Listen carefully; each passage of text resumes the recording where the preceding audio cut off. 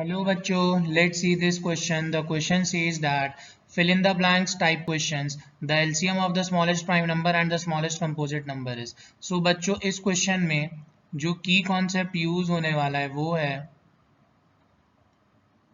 number 1 about smallest prime number. So बच्चों smallest prime number है अपने पास 2. सो बच्चों प्राइम नंबर हम लोग ऐसे नंबर को बोलते हैं जो खुद से डिवाइड हो और 1 से डिवाइड हो. फॉर एग्जांपल 17 सिर्फ 17 से डिवाइड होता है और 1 से डिवाइड होता है. फॉर एग्जांपल 13 खुद से डिवाइड होता है, दैट इज 13 से, और 1 से डिवाइड होता है. एंड अपने पास है स्मॉलेस्ट कंपोजिट नंबर. सो बच्चों कंपोजिट नंबर हम लोग ऐसे नंबर को बोलते हैं जो खुद से डिवाइड होता है, 1 से डिवाइड होता है और बाकी दूसरे नंबर से भी डिवाइड होता है. फॉर एग्जाम्पल 8 1 से डिवाइड होता है, 8 से डिवाइड होता है, 2 से डिवाइड होता है, 4 से डिवाइड होता है. और बच्चों हम लोग इसको ऐसा भी समझ सकते हैं कि प्राइम नंबर ऐसे नंबर को बोलते हैं जिसका सिर्फ 2 फैक्टर हो, और कंपोजिट नंबर ऐसे नंबर को बोलते हैं जिसका 2 से ज्यादा फैक्टर हो. सो आपको समझ में आ गया होगा. एंड थर्ड कॉन्सेप्ट का जो यूज होने वाला है that is LCM.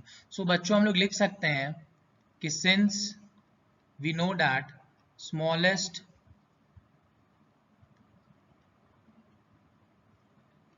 prime number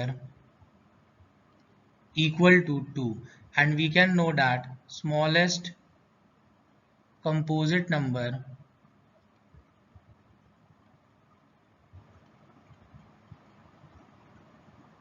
equal to 4. So अगर अपने को इसका LCM निकालना है, so we can write LCM of 2, 4 is equal to, that is, so बच्चों यहाँ पे हम लोग 2 को लिख सकते हैं 2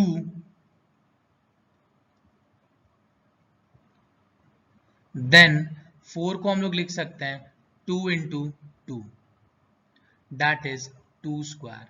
सो बच्चों एलसीएम हम लोग जब भी किसी दो नंबर का निकालते हैं तो हम लोग हाईएस्ट पावर देखते हैं, that is highest power of the prime factor.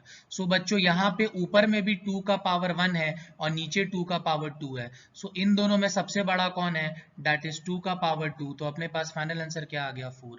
So बच्चों याद रखना किसी भी नंबर के बीच अगर आपको एलसीएम निकालना हो तो वो स्पेसिफिक प्राइम फैक्टर का आपको बड़ा पावर हमेशा लेना पड़ता है. जैसे 2 का 2 है, 4 का 2 का पावर 2 है, तो दोनों में 2 प्राइम फैक्टर कॉमन था. अब अपने को बड़ा पावर लेना था, सो 1 और 2 में बड़ा कौन है, 2 का पावर 2, इसलिए अपना फाइनल आंसर आया 2 का पावर 2, दैट इज 4.